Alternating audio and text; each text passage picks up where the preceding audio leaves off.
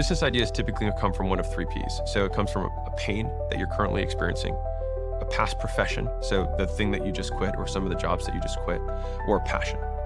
So something that you're inherently interested in that you would spend your time doing anyways.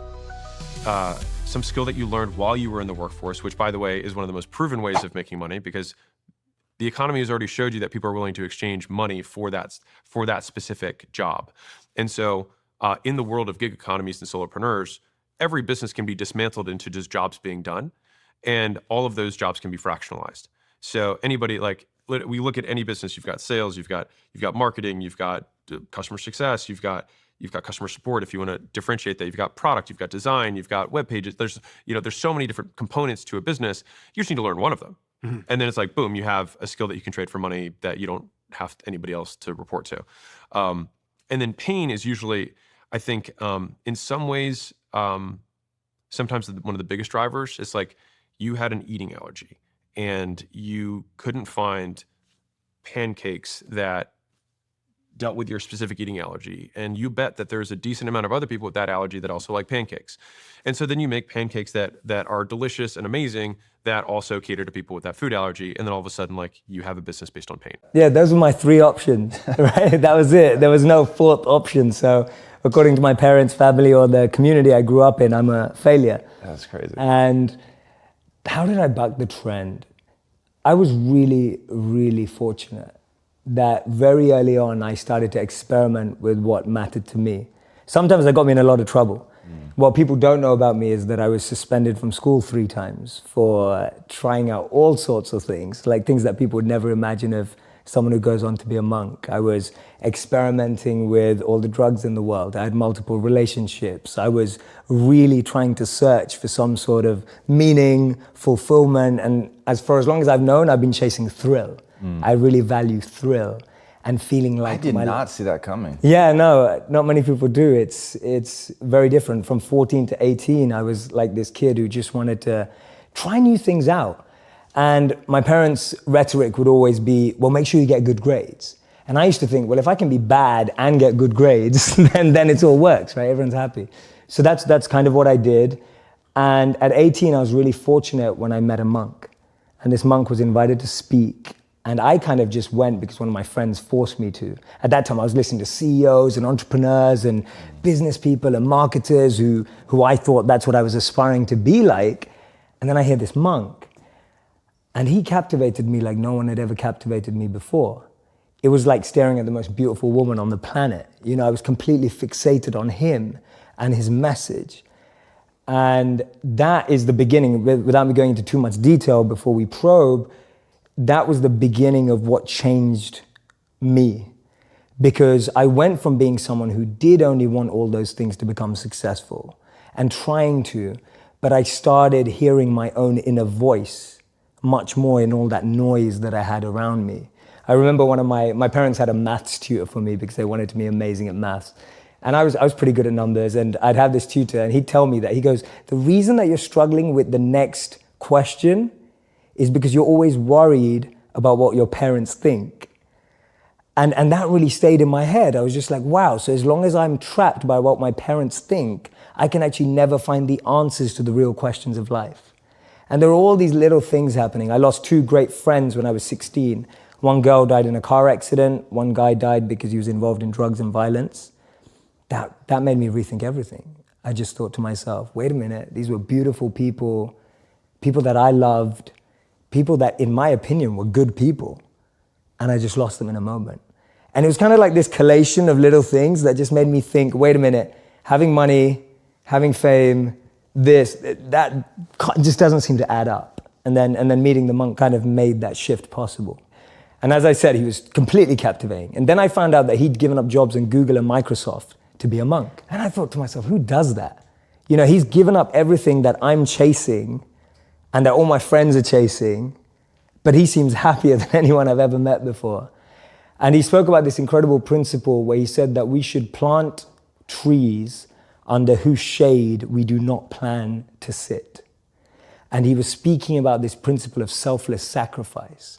And that kind of just penetrated me right there. When he said the words selfless sacrifice, for the first time in my life, I felt a thrill about something that I'd never felt before. I thought, wow, giving up everything you have for the service of others sounds like the best thing you could possibly do. And I don't know why I had that thought, because I wasn't a spiritual kid growing up. I wasn't a religious kid growing up. I wasn't even a good kid growing up. I was just a rebel, a misfit, trying things out, an experimenter, which I still consider myself. And so what I started to do is I was interning at companies and firms and corporates, thinking I was getting a grad job afterwards. And then I'd spend the rest of my summer holidays interning in India, living with him as a monk. So I'd use all my summer and Christmas holidays to just be out there with the monks. And he introduced me to another 200 to 500 monks that were just like him, just as smart, just as bright, giving up everything they had and using all their skills to make the world a better place. So I want to go back to why that resonated with you, which is really surprising. So, and maybe you're just, so far ahead of where I was at the time, but that would have sounded absurd to me at that time. Yeah. Did you already have a sense of unease that like I'm a rebel without a cause, or like, what was it about that moment? And you seem very aware of yourself. Mm-hmm. So I'm hoping that some of that awareness was present then. Like, what was that moment? I believe the moment was I've always had friends who are older than me. And I could see a lot of them in the most successful careers, successful jobs, beautiful partners, whatever it was. But I saw a sense of lack of fulfillment, meaning, and purpose in their lives. And I've always been an observer, and I would see these people who are like 5 years older than me, 7 years older than me, maybe 10 years older than me. And I'd be watching them and go, is that the life I want? And often the advice I give to people today is fast forward where you are, look at yourself in 10, 15, 20 years' time, and ask yourself the question, is that where I want to be? If you're in a company, look at the person who's 20 years ahead of you and ask yourself, is that where I want to be? If you're in a startup, look at where other startups have got to in similar roles and go, is that where I want to be? And if the answer is no, then you need to find a new path. And for me, the answer at that time from observing was no. The path that my parents or society or the university I went to or the community I had that was carving out for me, it didn't feel like the path for me. So I was almost seeking an alternative or a new path. I was just so fortunate that it happened to be an uplifting, powerful path as opposed to something that could have actually taken me down the wrong road, because that could have been possible too. So walk me through the first time you step off the plane in India. It's summer. And so I'm living there, I'm waking up. I'm almost doing all the practices, just as if you were shadowing a CEO. I'm just shadowing a monk. And so I'm just shadowing his lifestyle. So we wake up, he's like one of the most elite monks. So we're waking up at like 2 a.m. every day after sleeping at like 9 or 10 p.m. And then we study these ancient Vedas, which are 5,000 plus years old, together. And we spend 2 hours, and I'm studying with the best of the best here. So he can like analyze and assimilate, and I'm learning fast, taking notes. Then 4 a.m. we go to collective meditation.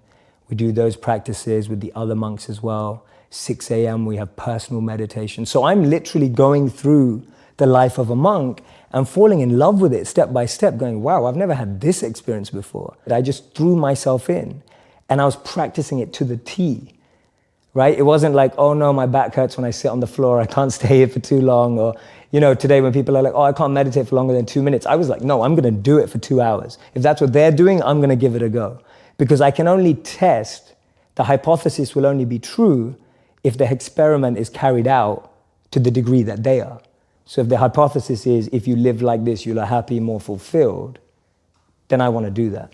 All right, so let's explore this then through the lens of creating one's own perfect life. Yes. Which is pretty interesting, especially because I think this is so accurate to the way that most people are. It's not like, oh, there's some grand missing thing in my life, but you took that first action. So codify this for me, or for anybody that they don't know what their ideal life looks like. They just know that they're not living it yet. Mm-hmm. So step number one is take it seriously. To find out if the hypothesis is true or not, you have to take the experiment. You have to do it sincerely. I often say to people, your passion is for you, your purpose is for others. Your passion makes you happy, but when you use your passion to make a difference in someone else's life, that's a service, that's a purpose, and that's the hand. So those are my 3 elements of an ideal life. I like that a lot. And I when you first said it, and I'm glad you defined it, because when you first said it, I thought the heart was going to be the part about like just compassion and caring for others, doing something for other people. But I like that, the hand being tied to service. So one thing that I think a lot about is deep fulfillment. Like really, when I think about, okay, what is a life we're living? Honestly, it comes down to neurochemistry for me. And it comes down to experiencing this world in a way that optimizes for sustainable pleasure, which I'll differentiate between a bowl of ice cream, a bump of cocaine. Those are pleasurable. Absolutely. And I haven't done the cocaine, but the ice cream I can speak for. Okay, I've done both. Good. Yeah. So I'll trust that it holds up. But they don't bring a lasting fulfillment. It's not sustainable, right? So both of them end up creating this self-destructive loop. And purpose really does become that thing that gives you something that is on a neurochemical level, deeply satisfying. Absolutely. And how much of this, like, how did you marry the deeply spiritual, the often abstract? Oftentimes I'll hear spiritual speakers talk and I feel them sort of drifting off into the ether. How did you marry that to experimentation, neuroscience, practicality? Like, one, why do you find that interesting? And then two, what are you doing with that? So I've always been fascinated by why people do what they do. And whenever I was reading these books that are 5,000 years old, my greatest fascination was finding a principle and finding its relevance in modern science. And I said to myself, the day I can't find that, I'll quit. I won't believe in this anymore. So I'm still doing that. And I'm ready to quit. If someone shows me a piece of science and I can't find a principle in these ancient literatures, or actually what I like to call these timeless literatures, then I'll give up my faith. Because for me, it has to track forward. And I'll give you a really basic example. Today we're in the gratitude movement. There's like 1 million gratitude journals out there. There's 1 million scientific studies on gratitude. And gratitude has been linked to better mental health, self-awareness, better relationships. I mean, there's so many scientific studies on the neuro level that shows that gratitude is great for your mind, brain, and fulfillment. Now, I look back, like gratitude is all over the timeless wisdom. One of the first things we were trained to do when we were a monk was to pay our respects to the earth for what it gives us. And you do that first thing in the morning. What is that, if not gratitude? When you wake up in the morning, you thank the earth for the food. You thank the earth for the water. You thank the earth for allowing yourself to walk. You start your day with gratitude. Today, the biggest tip on Forbes and Inc. and everything is start your day with gratitude. Like, where does it come from? It's right there. These things are old. So I get fascinated. I'm intrigued by the parallels and patterns because it saves you time. It's the same way as which if I say that this business person got invested by this company and that's why they're successful because they had the right investors, etc. That's a pattern.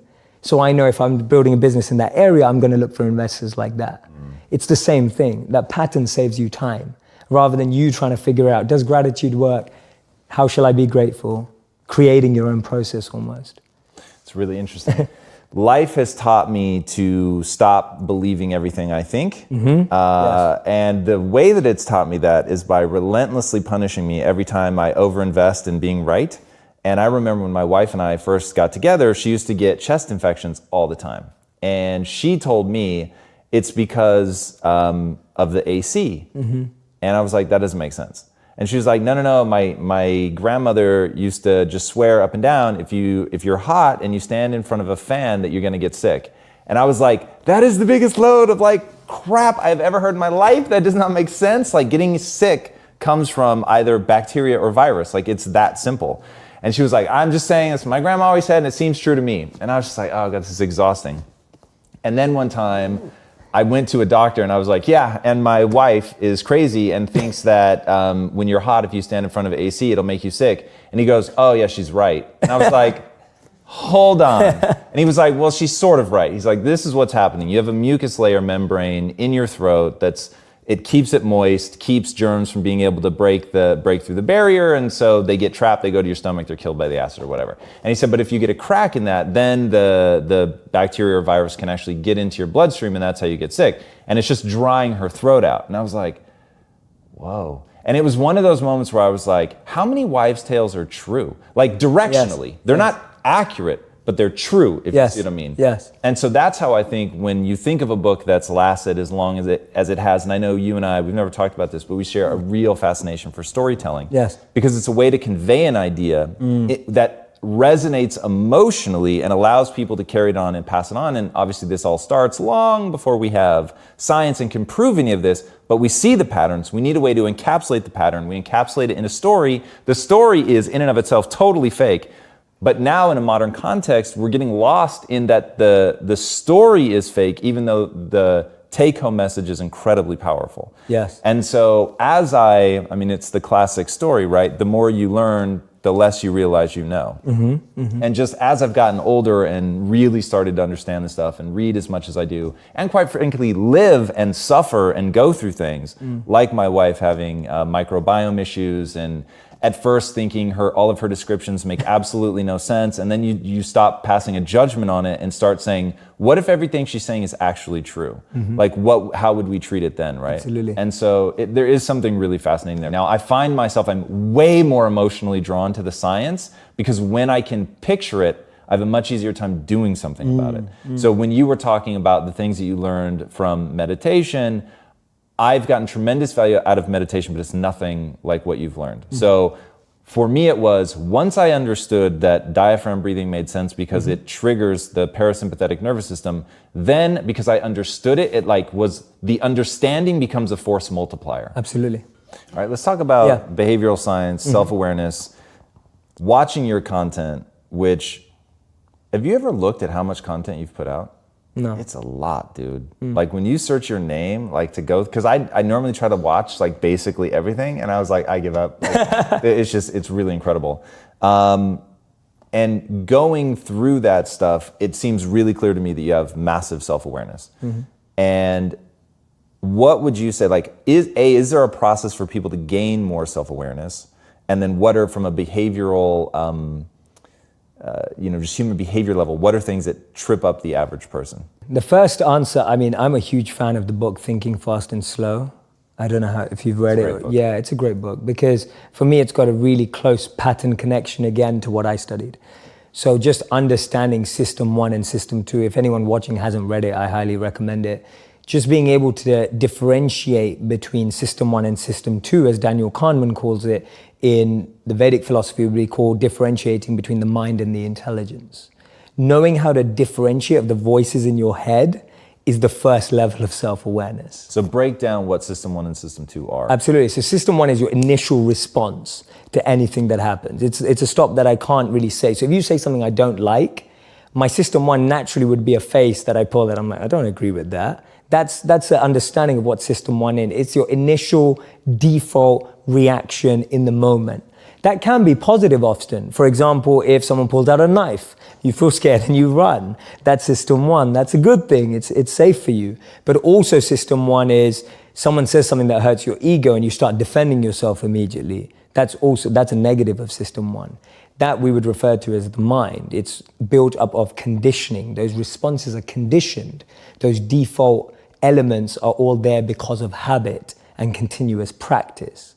The System 2 is more like the intelligence. What I would say is more like the parent. If you can consider System 1 to be more like a child, System 2 is more like a parent. It looks more at the long term. It looks more at the bigger picture. It processes that default reaction through a set of checking and metrics to decide whether that's true. The child is the one that wants everything right away, impatient, quickly responding, straight away reacting when it doesn't get what it wants.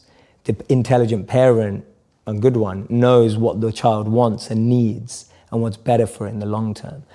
Just starting there and being able to reflect and observe the different voices inside of us is a great place to start your self-awareness. I invested in Regal Cinemas, which is probably the biggest chain in the US. And it was when there was a guy who had just one theater, and it became, now obviously COVID has disrupted that business, but for 20 years, whatever, they crushed. And he said, it was so weird to say that, oh, cinemas are going to make a comeback, because they'd kind of been on a downturn or something like that during the time that he was making the investment. And he said, the reason I decided to invest in it was because this guy knew everything about the business down to how much the cost of a kernel of popcorn was. And he just knew it so like the back of his hand that he was like, this guy can't fail. Like he just knows too much about this business to not have it work. And so in investing in, making $1 gazillion. And so, but I think that deep understanding, and if you look at all of these, the passion things, you'll have deep understanding because you're spending all of your discretionary time pursuing this passion.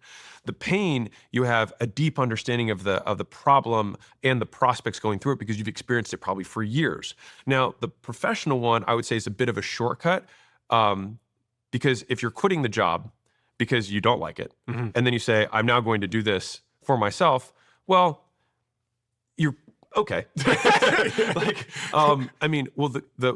one proven point about that is that one is proven to work from an economic perspective. You will be able to make money doing that because you already have made money doing it. These other two are less proven, but sometimes have significantly more upside. When you were talking about the breathing example with your nose, it's funny because if you had sat down and said to me, Steve, I've made these like breathing nose strips. Yeah. They are better. They're 20% more durable. They Yeah. expand your nostrils by 20%. It is multiples less compelling than you telling me that story you just said about being a kid, having breathing problems, trying to solve this problem for yourself. Yeah. And it's funny because that story you told versus the sort of rational, logical approach or the benefits approach is your marketing campaign for the next 5 years on TikTok and Instagram. It's, I had a problem, I solved it, I tried everything and solved it for myself. There's almost like nothing more compelling and believable. No. We see that in Dragon's Den. We'll be sat there listening to these pitches all day. Then someone will come in and say, I had ADHD, I tried energy products, they all made me crash, so I went out and solved this problem for myself. And we're on edge because we almost can't argue with it at that point, Yeah. So Bezos has this great framework where he talks about missionaries and mercenaries. And so it's kind of like you have the guy who says, okay, I looked at market trends and this is a growing category. And, I surveyed people and this was the result that came back. And so I believe that if we time this product right at this point in the market, we'll achieve huge, a mass adoption, blah, blah, blah, blah. And it's like logicking your way through. And to be fair, some people do make it work. But the missionaries are the ones that end up making the most money because like they do it sure for the money because the business has to have some economic engine behind it, but really because they viscerally experience this problem and don't want anyone else to deal with that problem either. And so like, if I were to tell that story, like you were saying, like when I was in 8th grade, it was the first year that I started really noticing I couldn't breathe at night. And so I learned how to fall asleep with my hand on my face like this so that my nostril would, so I could fall asleep and my hand would stay. Because there's no actually other, because you can't hold because you fall asleep, right? And so if I fall asleep with my hand like this, right, like I'm on the couch, and I fall asleep like that, it keeps my nostril open, and I can fall asleep and it doesn't move. And so that's how I learned how to sleep for years before founding just like simple nasal strips and things like that. But there's tons of problems with those solutions that exist right now that I won't get into. But maybe someday I'll make a nasal product.